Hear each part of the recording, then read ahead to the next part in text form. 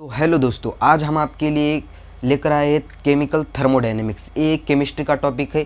ये topic same as it is physics में भी है और ये और दोनों तरफ बहुत ही सेम है। करीब करीब 16% सेम टॉपिक है।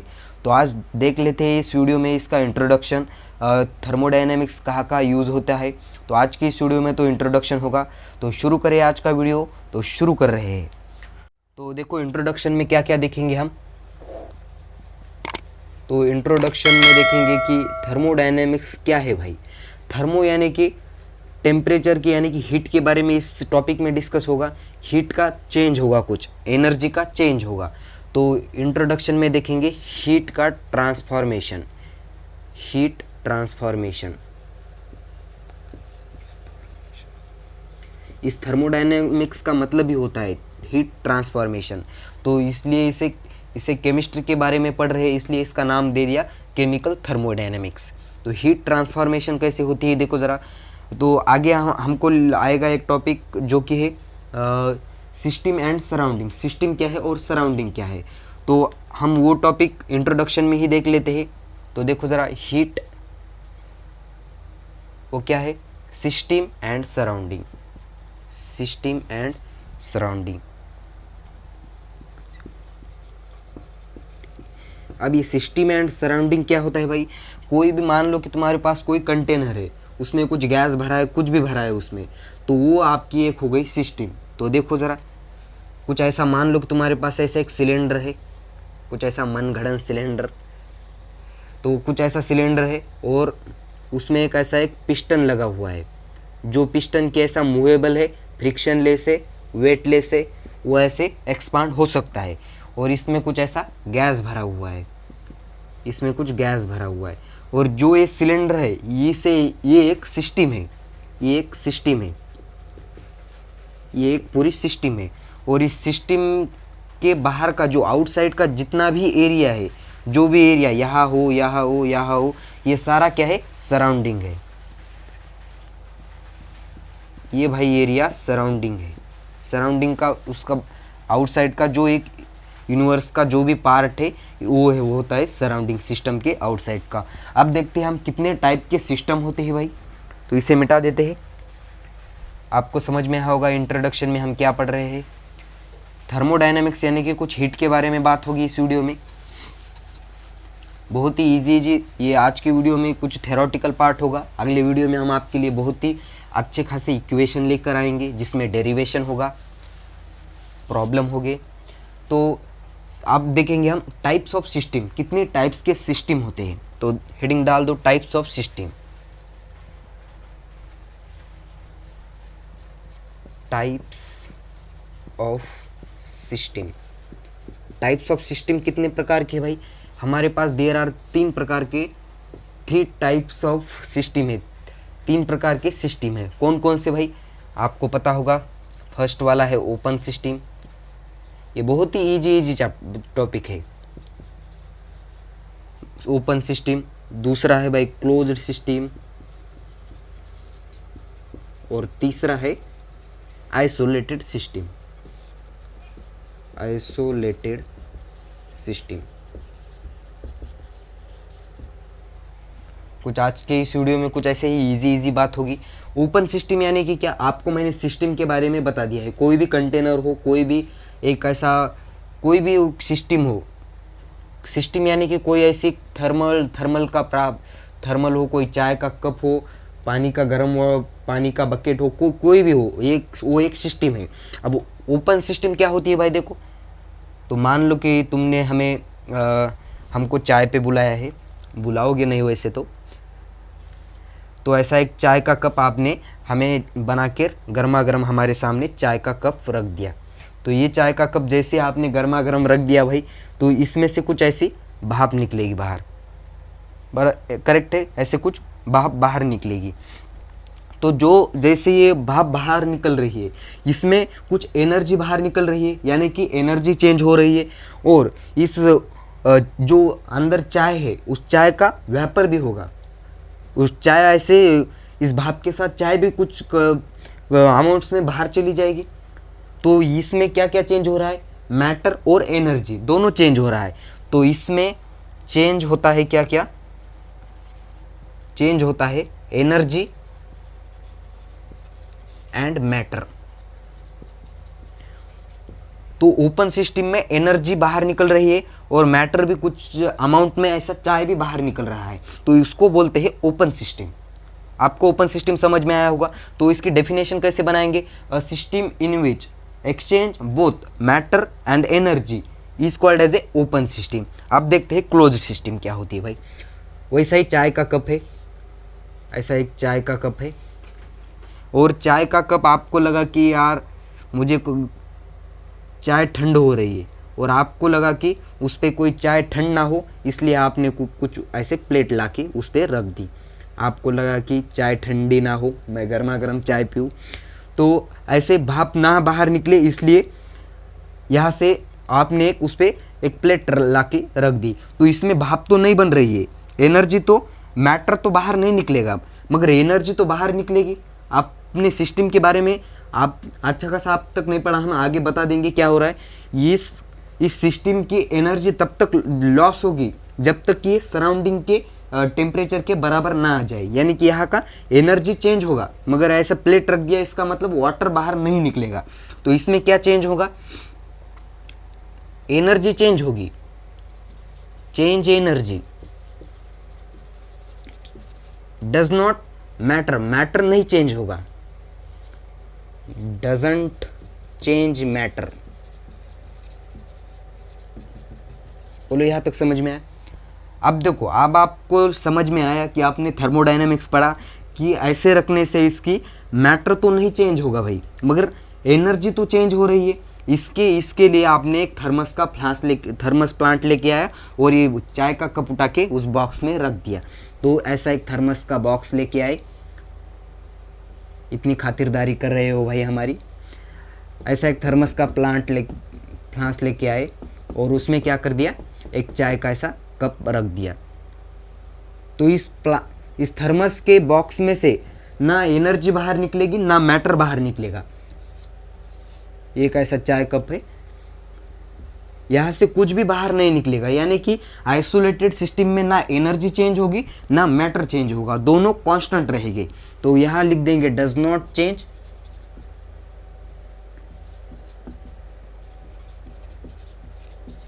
Energy and matter. इसमें कोई भी चेंज नहीं होगा, कोई भी बदलाव नहीं आएगा, ना एनर्जी चेंज होगी ना मैटर चेंज होगा। इसमें से आइसोलेटेड सिस्टम का मतलब, आइसोलेटेड का मतलब ही होता है आइसो, यानी कि कोई भी नहीं चेंज होगा, कुछ भी चेंज नहीं होगा। तो आपको समझ में आया होगा ओपन सिस्टम क्या है, क्लोज्ड सिस्टम क्या है और आइसोलेटेड सिस्टम क्या है। उसी तरह से आपको इसकी डेफिनेशन बनानी है, किताब में दे दी है, हम आपको समझा रहे हैं। तो आप देखते हैं प्रॉपर्टीज ऑफ सिस्टम, इसे मिटा दे रहे हैं। अब पढ़ते हैं भाई प्रॉपर्टीज ऑफ सिस्टम। ये बहुत बात इजी है, मगर कई बार इस पे भी सवाल पूछा जा चुका है। आप कोई एमसीक्यू का कोई किताब लेके देखो, कोई किसी भी पब्लिकेशन का, और उसमें थर्मोडायनामिक्स की अगर आप पढ़ाई कर रहे हो तो आपको इसी पे भी कुछ सवाल दिखने को मिलेंगे एंट्रेंस एग्जाम में भी। अब देखो properties of system, properties of system. तो हमारे पास दो तरह की प्रॉपर्टी है, प्रॉपर्टीज ऑफ सिस्टम दो तरह की है भाई हमारे पास। पहली तो है एक्सटेंसिव प्रॉपर्टी और दूसरी है इंटेंसिव प्रॉपर्टी। अब देखते हैं एक्सटेंसिव प्रॉपर्टी क्या होती है और इंटेंसिव प्रॉपर्टी क्या होती है भाई। तो सबसे पहले हम देखते हैं एक्सटेंसिव प्रॉपर्टी। एक्सटेंसिव, ये बात बहुत इजी है मगर हमको इसके एग्जाम्पल बहुत कंफ्यूज कर देते हैं। एक्सटेंसिव प्रॉपर्टी और दूसरी प्रॉपर्टी है इंटेंसिव प्रॉपर्टी।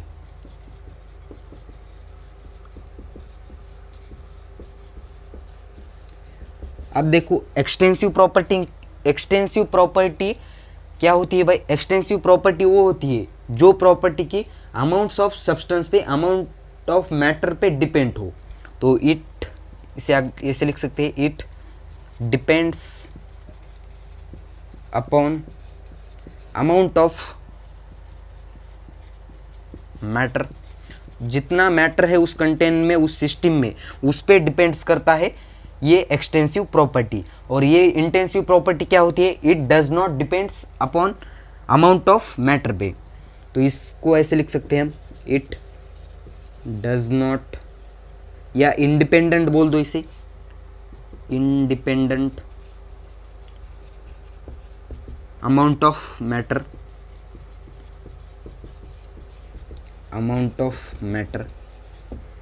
अब देखते हैं इसके एग्जाम्पल जो कि बहुत ही इंपॉर्टेंट है। आपको दे देंगे कि which of the following extensive property, which of the following example of extensive property, और कुछ इसमें से एक एग्जाम्पल दे देंगे और बाकी के इंटेंसिव प्रॉपर्टी के एग्जाम्पल दे देंगे। मगर आपको फाइंड करना आना चाहिए कि भाई कौन सा एग्जाम्पल किसका है।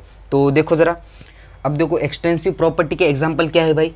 पहला है मास, दूसरा है वॉल्यूम, तीसरा है इंटरनल एनर्जी,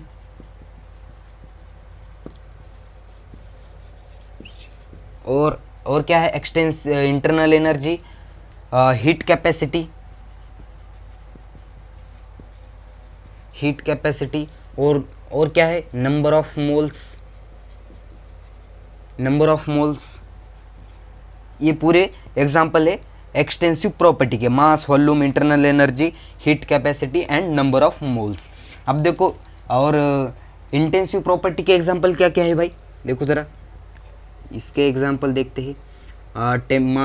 टेम्परेचर, प्रेशर, और क्या है मेल्टिंग पॉइंट, बॉइलिंग पॉइंट, और क्या आ सकते हैं विस्कोसिटी, विस्कोसिटी, और सरफेस टेंशन,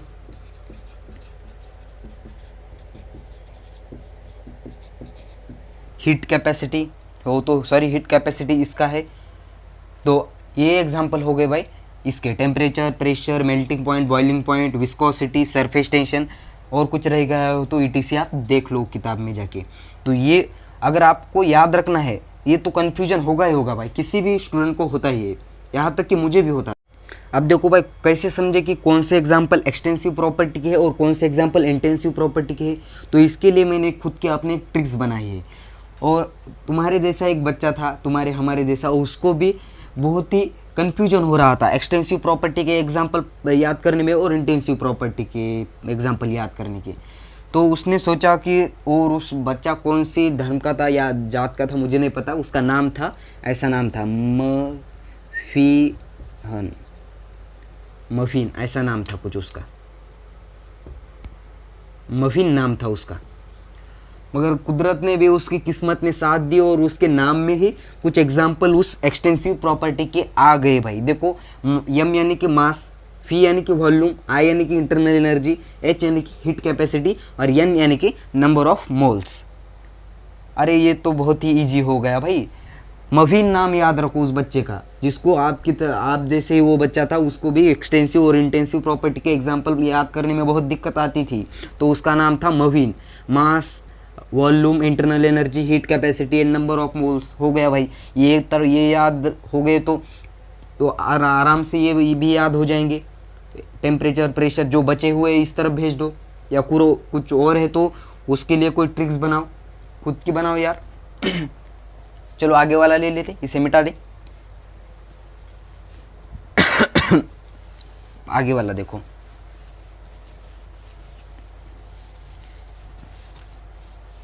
अब आता है हमारे पास पाथ फंक्शन, जो कि पाथ फंक्शन है, स्टेट फंक्शन है। वो क्या होता है हम देखेंगे। ये तो समझ में आया होगा आपको कैसे आ रहा है। तो इसके एग्जाम्पल बहुत ही इंपॉर्टेंट है, बहुत ही यानी कि बहुत ही एग्जाम्पल दे दिए जाते हैं। Which of the following example of intensive property, और कुछ इस तरह के 3 ऑप्शन दिए जाएंगे और उस तरफ के 2 ऑप्शन दिए जाएंगे, और बोलोगे कि कौन सा ऑप्शन करेक्ट है। तो आप देखेंगे स्टेट फंक्शन क्या है। अब देखते हैं भाई नेक्स्ट वाला क्या है। नेक्स्ट है हमारे पास प्रॉपर्टी है state function property, state function. अब ये स्टेट फंक्शन क्या है भाई, तो ऐसी प्रॉपर्टी जो कि डिपेंड्स हो स्टेट ऑफ सिस्टम पे। तो इसे ऐसे लिख दे हम, it depends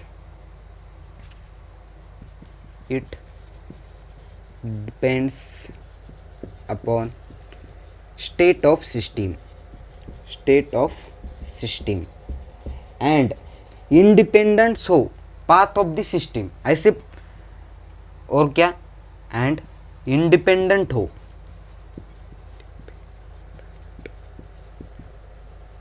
independent upon path of the system is called as a state function property. ऐसी प्रॉपर्टी जो कि डिपेंड्स हो स्टेट ऑफ सिस्टम पे और इंडिपेंडेंस हो पाथ ऑफ सिस्टम पे, ऐसी प्रॉपर्टी को स्टेट फंक्शन प्रॉपर्टी बोल देते हैं भाई, स्टेट फंक्शन प्रॉपर्टी।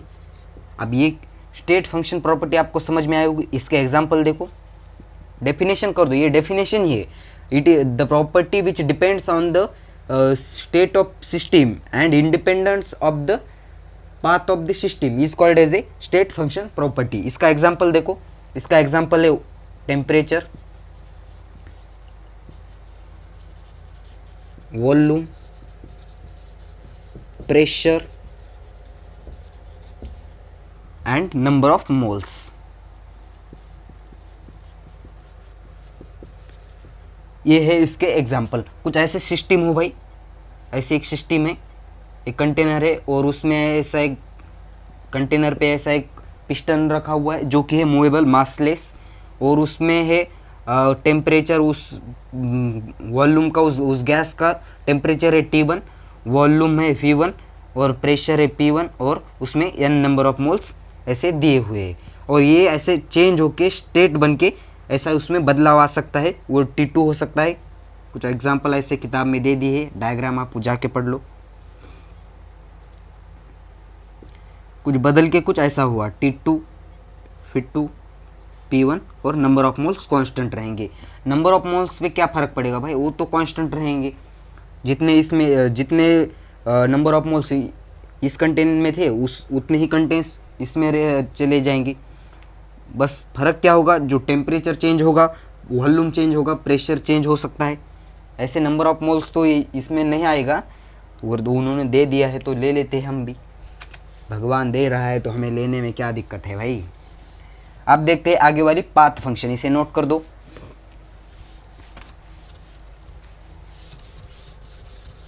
अब देखते हैं आगे वाली जो कि है पाथ फंक्शन, वो भी बहुत ही ईजी है, इसकी तरह ही उसकी डेफिनेशन बना दो, बहुत ही ईजी है। आज का टॉपिक ही ऐसे इजी में जाएगा थोड़ा। अभी अभी हमने देखा स्टेट फंक्शन, आप देखेंगे path function, path function property. ये क्या होता है भाई, जो प्रॉपर्टी, ऐसी प्रॉपर्टी जो कि डिपेंड्स हो पाथ ऑफ द सिस्टम पे एंड इंडिपेंडेंट हो स्टेट ऑफ द सिस्टम पे, ऐसी प्रॉपर्टी को पाथ फंक्शन प्रॉपर्टी बोल देते हैं। It property, it depends upon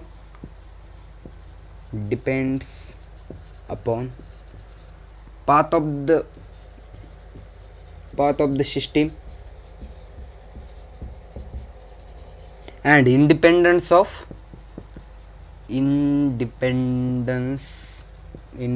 of upon state of the system। इसकी यही डेफिनेशन हो गई भाई। क्या डेफिनेशन है, it the property which depends upon the path of the system and independence upon state of the system is called as a path function property. देखिए इसके example है, इसके दो ही एग्जाम्पल है, वर्क एंड दूसरा है हीट, जो कि Q से डिनोटेड करते हैं। तो ये तो हो गए भाई स्टेट फंक्शन, पाथ फंक्शन। अब देखते हैं हम थर्मोडायनेमिक इक्विलिब्रियम क्या होता है, तो इसे मिटा दें। अब हम आपको समझाएंगे कि थर्मोडायनेमिक इक्विलिब्रियम क्या होता है भाई।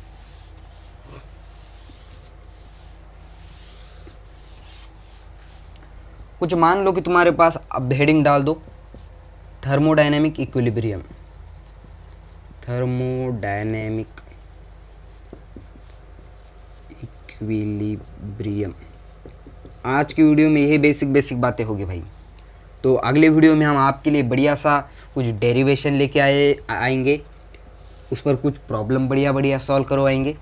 थर्मोडायनेमिक इक्विलिब्रियम क्या होता है, देखो मान लो तुम्हारे पास कोई ऐसा एक सिस्टम है, एक सिलेंडर है, मनगढ़ंत सिलेंडर, और ऐसा उस पे एक ऐसा कोई एक पिस्टन लगा हुआ है जो कि है मूवेबल है, मासलेस है, फ्रिक्शनलेस है, और उसमें कुछ गैस भरा है। ऐसा उसमें कुछ गैस भरा है, उस गैस का वॉल्यूम है V1, टेम्परेचर है T1, और उस गैस का प्रेशर है P1, और ये कुछ इसमें बदलाव आएगा तो गैस कुछ बढ़ेगा, तो ये क्या होगा, पिस्टन अगर ऊपर के प्रेशर को बोलते हैं प्रेशर P एक्सटर्नल, और अंदर का P गैस का प्रेशर, अगर P एक्सटर्नल ज़्यादा होगा तो ये ऐसे पिस्टन नीचे की डाउनवर्ड डायरेक्शन में मूव होगा। अगर इस गैस का प्रेशर ज़्यादा होगा तो ऐसे ऊपर की डायरेक्शन में उसे पुश करेगा ये गैस।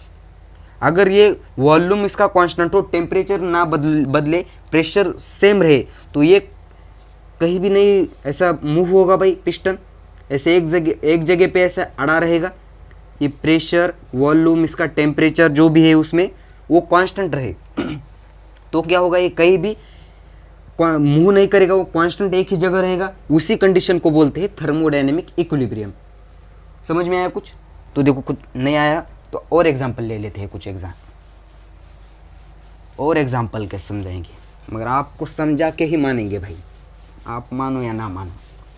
अब देखो क्या होगा, कुछ ऐसा एक मान लो कि तुम्हारे पास एक मनगढ़ंत सिलेंडर है और उस पर एक ऐसा पिस्टन लगा हुआ है जो कि है मूवेबल, फ्रिक्शनलेस, और उसमें जो गैस भरा है उस गैस का है टेम्परेचर मान लो कि कुछ 15 डिग्री सेल्सियस इतना टेम्परेचर है 15 डिग्री सेल्सियस, और जो ये है सिस्टम है, ये सिस्टम है, और बाहर की जो भी है ये सराउंडिंग है। मैं आपको वीडियो को स्टार्टिंग में बता दिया है, ये है सराउंडिंग भाई। बाहर का जो भी है सिस्टम है, और ये एक इसमें गैस भरा हुआ है, और उस गैस का टेम्परेचर है 15 डिग्री सेल्सियस, और इस सराउंडिंग का टेम्परेचर है 30 डिग्री सेल्सियस।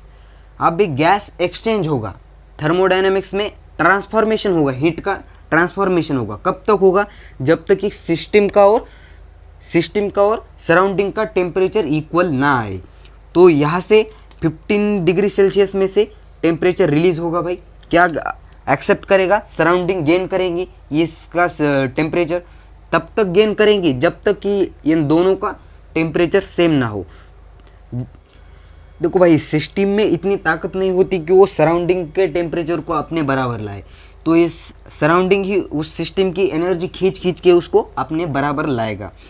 तो ये ऐसा 40-40 नहीं होगा कि इस सिस्टम में इतनी ताकत नहीं होती कि इस सराउंडिंग के पूरे 30 डिग्री टेम्परेचर को अब ऐसे बढ़ा के 40 डिग्री कराया जाए, मगर ऐसा होगा कि कुछ इक्वल कंडीशन तक ऐसा हीट ट्रांसफॉर्मेशन होगा। जब ये ट्रांसफार्मर रुक जाएगा तो वो उस सिस्टम की इक्विलिब्रियम कंडीशन होगी। तो यहाँ समझ में आया होगा आपको थर्मोडायनेमिक इक्विलिब्रियम क्या होगा। तो इसे मिटा दे, हम आगे वाला ले लेते हैं। अब देखो आगे क्या है,